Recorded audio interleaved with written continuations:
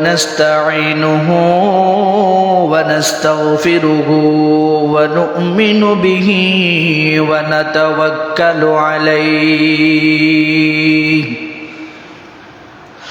ونعوذ بالله من شرور أنفسنا ومن سيئات أعمالنا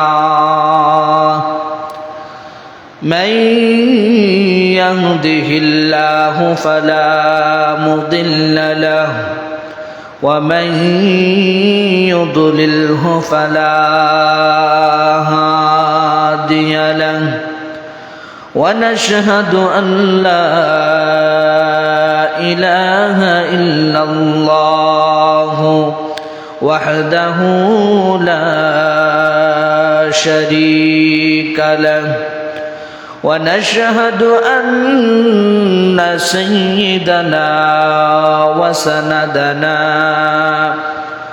ومولانا محمدا عبده ورسوله أرسله بالحق بشيرا ونذيرا وداعيا إلى الله بإذنه وسراجا منيرا أما بعد فأعوذ بالله من الشيطان الرجيم بسم الله الرحمن الرحيم والتين والزيتون وطور سينين وهذا البلد الأمين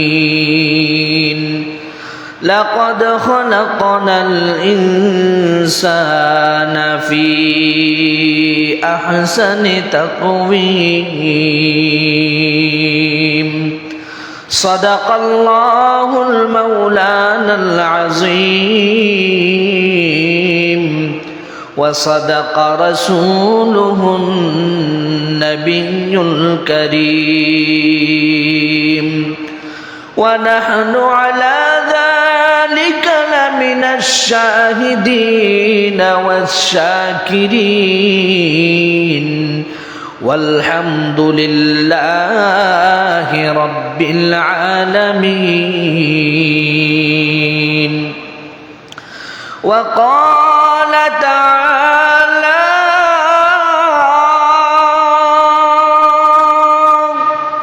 في شان حبيبه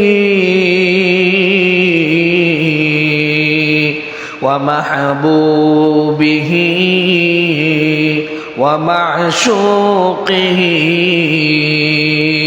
مخبرا وآمرا إن الله وملائكته يصلون على النبي يا أيها الذين آمنوا صلوا عليه وسلموا تسليما محبতের সাথে সকলেই দুরূদ ইব্রাহিমটা পড়ব আল্লাহুম্মা সাল্লি আলা মুহাম্মাদিন ওয়া আলা আলি মুহাম্মাদ কামা সাল্লাইতা আলা ইব্রাহিম ওয়া আলা আলি ইব্রাহিম إنك حميد مجيد اللهم بارك على محمد وعلى آل محمد كما باركت على إبراهيم وعلى آل إبراهيم إنك حميد مجيد بلغ العلا بكماله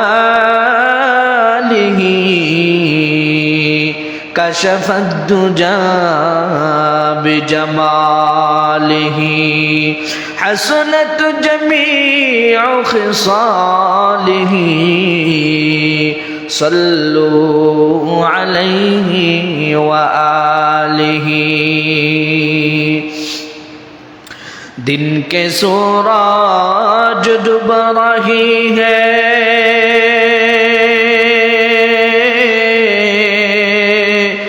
हम लोगों की सामने रोज महशर का जब होगा मुस्तफ़ा के सामने बलगल उला बिकमालिही कशफत दुजा बिजमालिही हसनत जमीअ खिसालिही सल्लु अलैहि व आलिहि बता हमको तेरे राह किस तरफ आए तेरे राह पर चला हमको खुदाया बुजुर्गों की नहीं हमको जरूरत गुलाम अपना बना हमको खुदाया ला इलाहा इल्लल्लाह जुरे ला इलाहा इल्लल्लाह ला इलाहा इल्लल्लाह ला इलाहा इल्लल्लाह मुहम्मदुर रसूलुल्लाह सल्लल्लाहु अल्हम्दुलिल्लाह अल्लाह रब्बुल आलमीনের দরবারে অসংখ্য অগণিত শুকরিয়া যে মহান মালিক রব্বুল আলামিন আমাদেরকে সপ্তাহের শ্রেষ্ঠ দিন তথা জুমার দিনে জুমার নামাজ আদায় করার জন্য এই পর্যন্ত হায়াত দিয়ে বাঁচিয়ে রেখে সুস্থতার সাথে মসজিদে এসে দিনে কিছু আলোচনা শোনা এবং বলার মতো তৌফিক আমাদেরকে দান করেছেন। জুমার নামাজ আদায় করার উদ্দেশ্যে পৃথিবীর শ্রেষ্ঠ জায়গা, সবচেয়ে সম্মানিত জায়গা, সবচেয়ে দামি ঘর তথা আল্লাহর ঘর মসজিদে আসার বসার তৌফিক দান করেছেন। যে মহান মালিক আমাদেরকে তৌফিক দান করলেন, রব্বুল আলামিনের দরবারে আলিশানে অন্তরের অন্তঃস্থল থেকে শুকরিয়া তান বলে আলহামদুলিল্লাহ। মুহতারাম হাজরিন, আল্লাহ পাক রব্বুল আলামিন অসংখ্য অগণিত মাখলুকাত এই পৃথিবীর জমিনে সৃষ্টি করেছেন।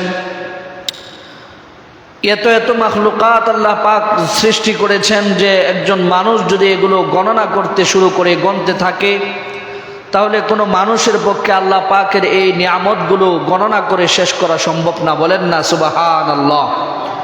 আল্লাহ তাআলা বলেন ওয়া ইন তাউদ্দু নি'মাতাল্লাহি লা তুহসুহা, তোমরা যদি আমার প্রাপ্ত নিয়ামতগুলি পেয়ে এগুলোকে গণনা করতে শুরু করো শেষ করতে পারবা না কখনো। গণতে গণতে এগুলো তোমার হায়াত ফুরিয়ে যাবে কিন্তু আমার নিয়ামতগুলো শেষ করতে পারবা না। সুবহানাল্লাহ। তো আল্লাহ রাব্বুল আলামিন এত এত নিয়ামত এই পৃথিবীতে দান করেছেন, আমরা অনেক কিছু চোখে দেখি, অনেক কিছু চোখে দেখতে পারি না। আমাদের কিছু চোখের সামনে ভাসমান থাকে যা আমরা চোখে দেখতে পাই, আবার আমাদের চোখের আড়ালেও অনেক কিছু, অনেক নিয়ামত, বহু নিয়ামত এমন রয়ে গেছে যেগুলো আমরা আমাদের সাধারণ এই চর্মচক্ষু দিয়ে দেখতে পাই না। তো আল্লাহ রাব্বুল আলামিন এই যে নিয়ামতগুলো সৃষ্টি করেছেন, তৈরি করেছেন, আল্লাহ তাআলা আসমান বানিয়েছেন, জমিন বানিয়েছেন, চন্দ্র বানিয়েছেন, সূর্য বানিয়েছেন, জান্নাত বানিয়েছেন, জাহান্নাম বানিয়েছেন, দামি দামি আরো যত মখলুকাত সৃষ্টি করেছেন, এই যে আপনার আমার চোখের সামনে আমরা দেখি গাছপালা বলেন, নদী নালা, পুকুর, খাল, বিল, পাহাড়, পর্বত, সমুদ্র সৈকত, যা কিছু আল্লাহ তাআলা পৃথিবীতে সৃষ্টি করেছেন, আল্লাহ তাআলা সব কিছুকে সৃষ্টি করেছেন তার হুকুমের দ্বারা, নির্দেশের দ্বারা। আর একটা কেবল মাখলুকাত এমন রয়েছে যে মাখলুকাতটাকে আল্লাহ তাআলা শুধুমাত্র তার হুকুম দ্বারা, নির্দেশের দ্বারা সৃষ্টি করেন নাই। খলাকাতাহু বিয়াদাইয়া, আল্লাহ বলেন আমি আমার নিজের কুদরতি হাত দ্বারা সৃষ্টি করেছি। সুবহানাল্লাহ। আল্লাহ তাআলা বলেন লাকাদ খালাকানাল ইনসানা ফি আহসানি তাকওয়িম। মানুষকে আল্লাহ তাআলা বলেন, মানুষকে লক্ষ্য করে, মানুষকে, মানব জাতিকে উদ্দেশ্য করে আল্লাহ তাআলা বলেন নিশ্চয়ই নিশ্চয়ই আমি আল্লাহ মানুষকে সবচাইতে সুন্দর অবয়ব দিয়ে সবচাইতে সুন্দর করে সৃষ্টি করেছি। সুবহানাল্লাহ বলে এই কথাটাকে আল্লাহ তাআলা বিশ্বাস করানোর জন্য, মানুষকে সহজে অনুবাদন করানোর জন্য, হৃদয় আঙ্গন করানোর জন্য আল্লাহ তাআলা এই কথাটার আগে চারটা কসম কেটেছেন। আল্লাহ তাআলা বলেন ওয়াত্তিনি ওয়াজ্জাইতুন ওয়া তুরি সিনিনা ওয়া হাযাল বালাদিল আমিন। আল্লাহ পাক রব্বুল আলামিন তিন ফলের কসম খেয়ে বলেন, তিন ফল হলো একটি জান্নাতি ফল। আমাদের দেশে যেমন বিভিন্ন রকমের ফল হয়, আমরা ওই সমস্ত বিভিন্ন ফলগুলোর মধ্য থেকে একটা ফলকে আমরা জাতীয় ফল হিসাবে নির্বাচন করি। আল্লাহ তাআলা রব্বুল আলামিন এই তিন ফলের কসম কেটেছেন। আল্লাহ তাআলা বুঝাইতেছেন পৃথিবীর জমিনে যত রকমের ফল আছে, ফ্রুট আছে, সমস্ত ফলগুলোর ভিতর থেকে তিন ফল হলো অত্যন্ত দামি এবং সম্মানিত ফল। বাংলাদেশের জাতীয় ফল যেমন কাঁঠাল, আমাদের দেশের জাতীয় ফলের নাম হলো কাঁঠাল, ঠিক কিনা? বাংলাদেশের জাতীয় ফল হলো কাঁঠাল, কিন্তু জান্নাতের ভিতরেও আমাদেরকে ফল দেওয়া হবে। জান্নাতের ফলগুলোর ভিতর থেকে এই তিন ফল হলো জান্নাতের ফল। জান্নাতের ফলের ভিতরে জাতীয় ফল হলো এই তিন ফল। অনেক বরকত এবং বরকতপূর্ণ একটা ফলের নাম হলো তিন ফল। এই ফলের ভিতরে আল্লাহ তাআলা অনেক রোগের শিফা রেখে দিয়েছেন। সুবহানাল্লাহ। আল্লাহ তাআলা এই ফলের কসম কেটেছেন, সাথে সাথে জয়তুনের কসম কেটেছেন। জয়তুন হলো আমাদের দেশে যেটাকে জলপাই বলা হয়, জয়তুন। আর ইংরেজিতে অলিভ বলে, যেটাকে জয়তুনের তেল বলে। আমরা বলি জয়তুনের তেল, তারা বলে অলিভ অয়েল, জয়তুনের তেল। এই দুইটা জিনিসের কসম কেটেছেন আল্লাহ, একটা ফল আর একটা তরল জাতীয় ফল।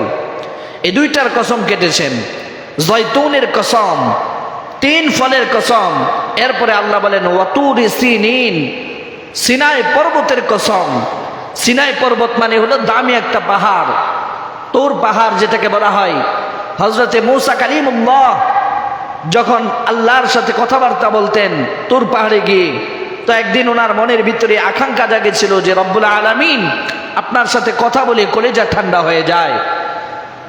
ওগো আমার আল্লাহ, আপনার সাথে এতদিন যাবৎ কথা বলি, শুধু মুখে কথাই বলে যায়, মহাব্বতের প্রেম সাগরের রূপ দিয়ে আপনাকে দেখার জন্য বেকুল হয়ে গেছে আমার দৃষ্টি, আমি আপনাকে দেখতে চাই। রব্বুল আলামিন বলেন দুনিয়ার জমিনে তোমার এই চর্মচক্ষু দিয়ে আমাকে দেখা সম্ভব না। তো আল্লাহ তাআলার কাছে অনেক পীড়াপিড়ির করে আল্লাহ তাআলা একটু তার নূরের তাজাল্লি থেকে সুয়ের ছিদ্র পরিমাণের চাইতেও কম, সেকেন্ডের চাইতেও আরো অল্প সময়ের জন্য একটু মাত্র তাজাল্লি আল্লাহ তাআলা ওই তুর পাহাড়ের মধ্যে দিয়েছিলেন। সাথে সাথে তুর পাহাড়টা জ্বলে পড়ে ছাই হয়ে গিয়েছে। সুবহানাল্লাহ। আল্লাহর নূরের তাজাল্লির পাওয়ারে আর মূসা কালিমুল্লাহ ওখানে বেহুশ হয়ে জমিনের ভিতরে পড়ে গিয়েছেন।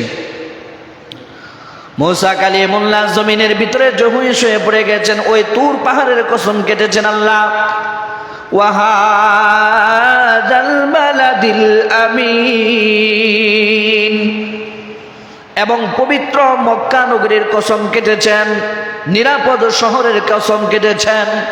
চারটা জিনিসের কসম কাইটা আল্লাহ তাআলা আমাদের সম্বন্ধে, আমাদেরকে, ইনসানকে, মানুষকে সম্বন্ধ করে বলতেছেন, লাকাদ খালাকানাল ইনসানা ফি আহসানি তাকওয়িম, নিশ্চয় আমি মানুষকে সবচাইতে সুন্দর করে বানিয়েছি। সুবহানাল্লাহ, মানুষকে আল্লাহ তাআলা সবচাইতে সুন্দর করে বানিয়েছেন। এবার বলেন তো, উদ্দেশ্য ছাড়াই এত সুন্দর করে আল্লাহ তাআলা মানুষকে বানিয়েছেন, বিনা উদ্দেশ্যে বানিয়েছেন না। আমাদেরকে সুন্দর করে বানানোর মধ্যে একটা আল্লাহ তাআলার উদ্দেশ্য রয়েছে। আল্লাহ বলেন, ওয়ামা খালাকতুল জিন্না ওয়াল ইনসা ইল্লা লিয়াবুদুন, তোমাদেরকে সৃষ্টি করেছি একমাত্র আমি আল্লাহর ইবাদত বন্দেগীর জন্য। চারটা জিনিসের কসমকে আল্লাহ রাব্বুল আলামিন আমাদের সৌন্দর্যের কথা বলেছেন। মানুষকে আমি আল্লাহ সবচাইতে সুন্দর অবয়ব দিয়ে সৃষ্টি করেছি, সবচাইতে সুন্দর করে আমি আল্লাহ মানুষকে বানিয়েছি। অযথাই বানাই নাই, একটা উদ্দেশ্যে বানিয়েছি। উদ্দেশ্য হলো একমাত্র আমি আল্লাহ পাক রব্বুল আলামিনের গোলামি করা। আল্লাহ তাআলা আসমান বানাইছেন, জমিন বানাইছেন, চন্দ্র বানাইছেন, সূর্য বানাইছেন, জান্নাত বানাইছেন, জান্নাতের যত নিয়ামত রাজি বানিয়েছেন, সব কিছু বানিয়েছেন আপনার জন্য, আমার জন্য, আপনি আমি, আমার জন্য, মানুষের জন্য। কিন্তু মানুষ একমাত্র জাতি যাকে আল্লাহ পাক রব্বুল আলামিন সৃষ্টি করেছেন ইবাদতের জন্য। আল্লাহ পাক রব্বুল আলামিন বলেন, তোমাদেরকে এত সুন্দর করে বানাইছি, এমন সুন্দর করে আর কোন মাখলুককে আমি বানাই নাই। আল্লাহ তৈরি নূরের ফেরেশতা, নূর দ্বারা আল্লাহ তাআলা ফেরেশতা তৈরি করেছেন। কিন্তু কোরআনুল কারীমে আল্লাহ তাআলা ফেরেশতাকে সবচেয়ে সুন্দর বলে ঘোষণা করেন নাই। আসমান দিয়ে পাখি উড়ে উড়ে যায়, আমরা যখন আসমানের দিকে তাকাই, যাকে যাকে যখন পাখিগুলো উড়ে উড়ে চলে যায়, নয়নটা জুড়িয়ে যায়, চক্ষু শীতল হয়ে যায়। মানুষ যখন ডাক দিয়া বলে, আসমান দিয়ে পাখিগুলো উড়ে যায়, কত সুন্দর দেখা যায়, কত চমৎকার দেখা যায়। পাখিরা তার বাসায় ডাক দিয়া বলে, রে মানুষ, তোমরা মানুষ হইয়া আমরা পাখিদেরকে সুন্দর বলতেছো, কিন্তু আমরা যে সুন্দর এই কথা আল্লাহ তাআলা কোরআনুল কারীমে ঘোষণা করে নাই। মানুষ চিড়িয়াখানায় যায় জন্তু জানোয়ার দেখার জন্য, হরিণ দেখে মানুষের চক্ষু শীতল হয়ে যায়। আল্লাহ তাআলা অপরূপ সৌন্দর্য দিয়ে হরিণ তৈরি করেছে। একটা মানুষ যখন হরিণের দিকে তাকায়া বলে, হরিণটা কত সুন্দর, এত সুন্দর করে আল্লাহ তাআলা হরিণকে বাছুর বানাইছে, হরিণ যেন তার জবান দিয়ে ডাক দিল, মানুষ আমাকে তুমি সুন্দর বলতেছো, কিন্তু আসমানের মালিক আল্লাহ আমাকে সুন্দর বলে নাই। তোমরা যে মানুষ, তোমাদেরকে আসমানের মালিক আল্লাহ সুন্দর বলে ঘোষণা দিয়েছেন। এজন্য দেখবেন, মানুষ, একটা কালো মানুষও যদি কোনো পোশাক পরিধান করে সুন্দর দেখা যায় কি যায় না? একজন মানুষ দেখতে শুনতে কালো হলেও, দেখতে কালো দেখা গেলেও, ওই মানুষটাকেও পোশাক পরাইলে সুন্দর দেখা যায়, চমৎকার দেখা যায়, অন্তরটা শীতল হয়ে যায়। কিন্তু আপনি গরু বলেন, ছাগল বলেন, মহিষ বলেন, বেড়া বলেন, কোনো পশু পাখির জন্য কোনো পোশাকের সৌন্দর্য নাই। কোনো পশুকে যদি আপনি একটা পোশাক পরাইয়া দেন, সুন্দর দেখাবে না, বরং আরো মানুষ হাসাহাসি করবে, তামসা করবে। পক্ষান্তরে যদি কোনো মানুষ সুন্দর পোশাক পরিধান করে, তার সৌন্দর্য আস্তে আস্তে বাড়তে থাকে। সুবহানাল্লাহ। মানুষ যখন গায়ের ভিতরে পাঞ্জাবি পরে সুন্দর দেখা যায়, যখন মাথার ভিতরে টুপি পরে সৌন্দর্য আরো বৃদ্ধি পায়, আরো সুন্দর দেখা যায়। ঠিক তেমনি ভাবে মাথার মধ্যে যখন আবার পাগড়ি, টুপির উপরে পাগড়ি পরিধান করে আরো সুন্দর দেখা যায়, চমৎকার দেখা যায়। চোখের ভিতরে যখন চশমা পরে আরো সুন্দর দেখা যায়, চোখের ভিতরে সুরমা লাগাইলে সৌন্দর্য আরো বৃদ্ধি পেয়ে যায়। পৃথিবীর জমিনে অন্য কোনো মাখলুককে এইভাবে সাজতে দেখা যায় না। যদি সাজতে দেখা যায়, দেখবেন সাজলেও তাদেরকে মানুষের মতো সুন্দর দেখা যাবে না, বরং তাদেরকে বিশ্রী দেখা যাবে। কেন? কারণ কি? কারণ হলো আল্লাহ বলেন, বানাইছি তো আমি মানুষকে সুন্দর করে। সুবহানাল্লাহ। এই যে চন্দ্র, সূর্য, আসমান, জমিন, যা কিছু দেখতেছেন সব কিছু আল্লাহ পাক রব্বুল আলামিন সৃষ্টি করেছেন মাত্র 6 দিনে। জোরে বলেন, কত দিনে? 6 দিনে। কিন্তু আল্লাহ তাআলা বলেন, আমি যখন ইনসান বানাইতে আরম্ভ করলাম, মানুষ বানাইতে 6 দিন সময় নেই নাই, 6 মাস সময় নেই নাই, দীর্ঘ 10 মাস 10 দিন সময় নিয়া আদর কইরা কইরা আমি আমার বান্দাদের নাকটাকে ডইলা ডইলা, বান্দার মাথাটাকে ডইলা ডইলা, সারাটা বডি যদিও ফেরেশতা বানাই, কিন্তু মাথা আর মুখমণ্ডলটা আমার আল্লাহ তার কুদরতি হাত দিয়ে বানাইছে। আল্লাহ তাআলা তার কুদরতি হাতের দ্বারা মানুষকে বানাইছেন। এই জন্যই আল্লাহ তাআলা বলেন, মানুষকে আমি সব চাইতে সুন্দর করে বানাইছি, মানুষের মতো সুন্দর আর কিছুই নাই। খলিফা মানসুরের জামানায় এক সহজ সরল মানুষ বিয়ে করেছেন। সোজা মানুষ, সহজ সরল মানুষ, একদম সাদা সিধা মানুষ বিয়ে করেছেন। বউ খুব রূপবতী এবং সুন্দরী রমণী। সুন্দরী বউ পাইছেন, বউকে খুব মহাব্বত করেন, ভালোবাসেন, আদর করেন, সোহাগ করেন। শ্বশুর শাশুড়ি সাদা সিধা লোক দেখা, সহজ সরল মানুষ দেখা তার কাছে বিবাহ দিয়েছে। এই লোক খলিফা মনসুরের কর্মচারী। খলিফা মনসুরের কাছে সে কাজ করে। তার জামানার ঘটনা।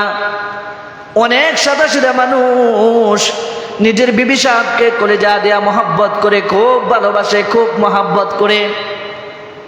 একদিন চন্দ্র রজনীতে, চাঁদের রাত্রে, কলিজার টুকরা ভালোবাসার মানুষ, মহব্বতের মানুষ বিবি সাহেবকে নিয়ে উঠানের ভিতরে পাটে বিছায়া, রুমাল বিছায়া স্ত্রীকে নিয়ে খুশ গল্প করে, স্ত্রীর প্রশংসা করে, ভালোবাসার কথা বলে। স্ত্রীর প্রশংসা করতেছেন, বলতেছেন, বিবি তোমাকে অনেক সুন্দর লাগতেছে, আল্লাহ তাআলা তোমাকে এত সুন্দর করে বানাইছে, তোমার যে রূপ, তোমার যে সৌন্দর্য, আমার চক্ষু শীতল হয়ে যায়। ও কলিজার টুকরা বিবি, আমি তোমাকে আমার প্রাণের চাইতে বেশি ভালোবাসি, মহাব্বত করি। এইভাবে ওই লোক স্ত্রীর প্রশংসা করতেছে।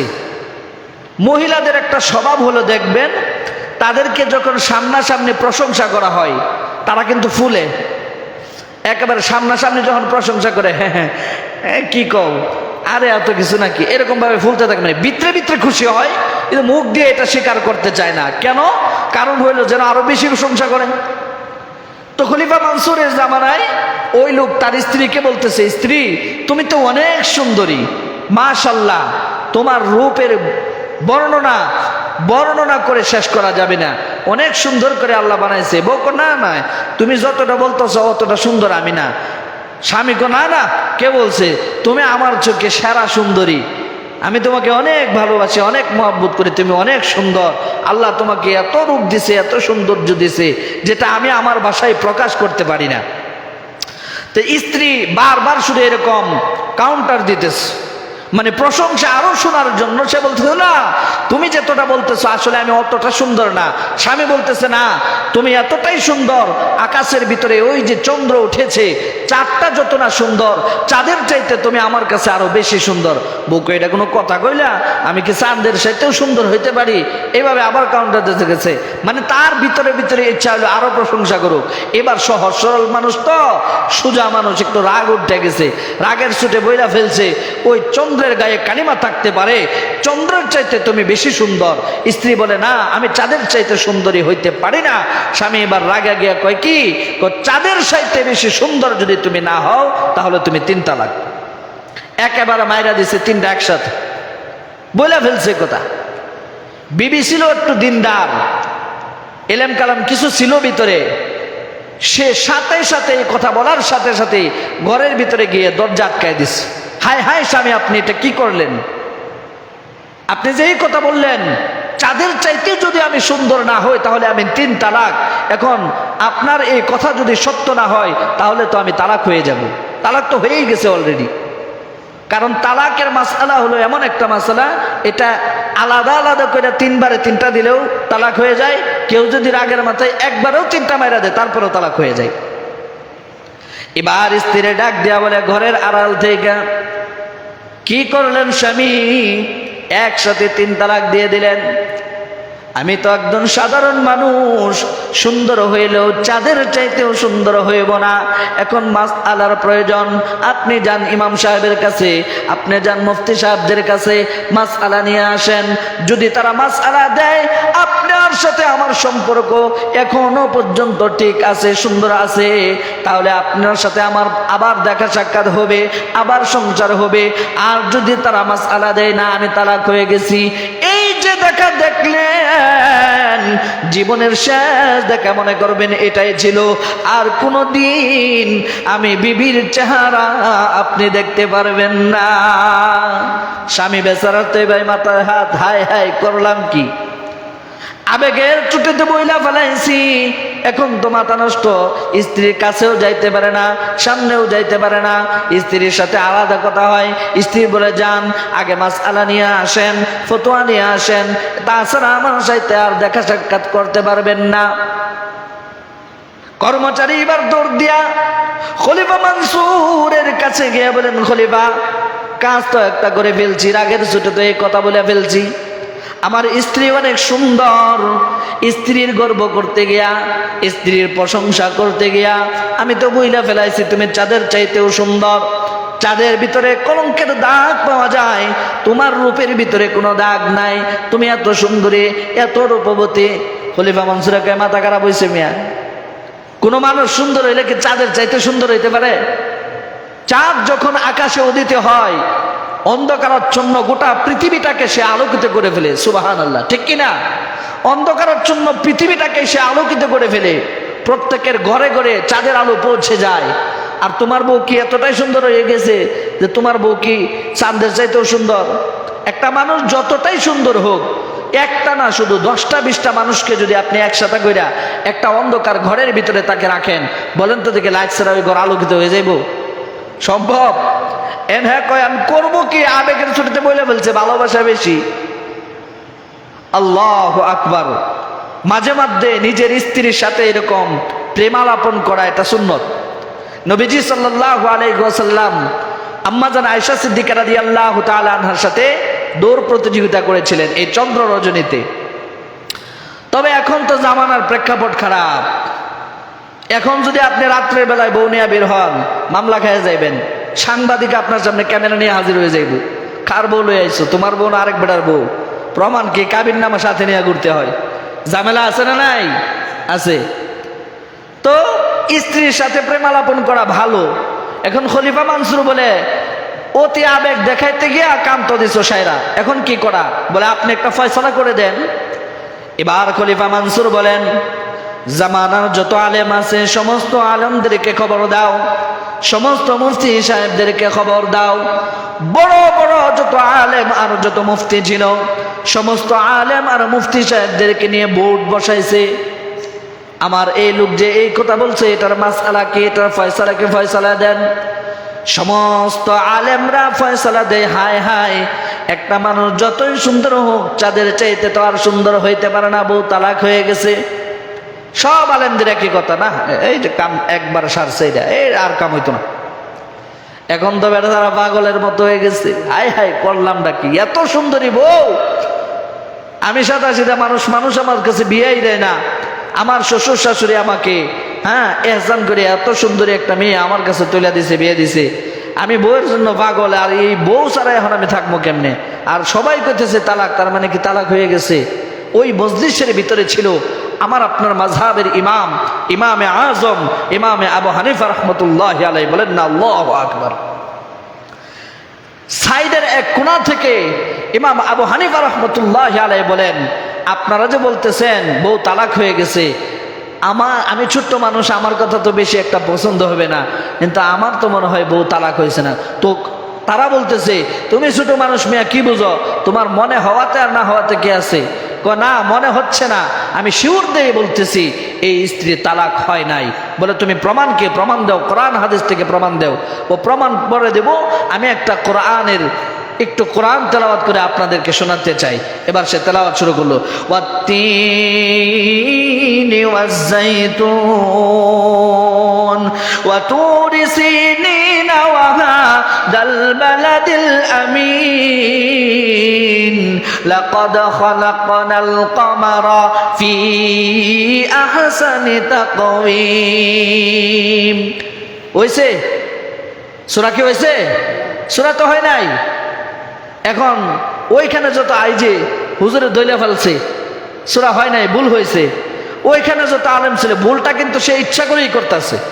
ওইখানে ওই মজলিসে যত আলেম ছিল, সমস্ত আলেমরা বলতেছে, এই মিয়া ছোট মানুষ, ভালো করে তেলাওয়াতটাও করতে পারো না, আবার ফতোয়া দিতে আসছো।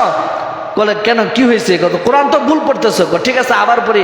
আবার পড়তেছে, ওয়াত্তিনি ওয়াজ্জাইতুন ওয়া তুরি সিনিন ওয়া হাদাল বালাদিল আমিন লাকাদ খালাকনাল কমারা ফি আহসানি তাকওয়িম।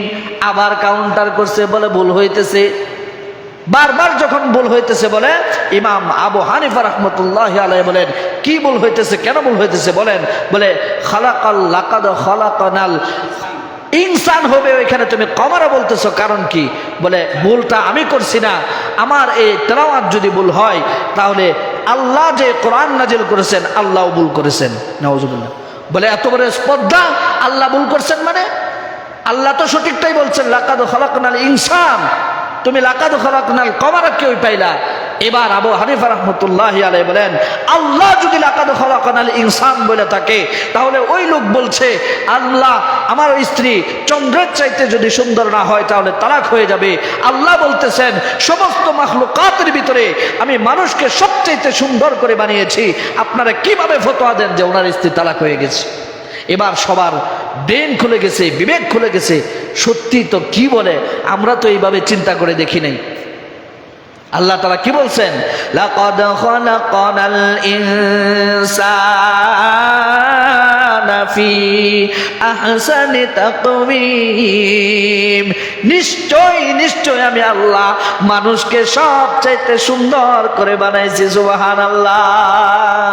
এবার সমস্ত মুফতি, সমস্ত আলেমরা বসকা গেছে, বলে কি বলে এটা, আমরা তো এইভাবে চিন্তা করি নাই।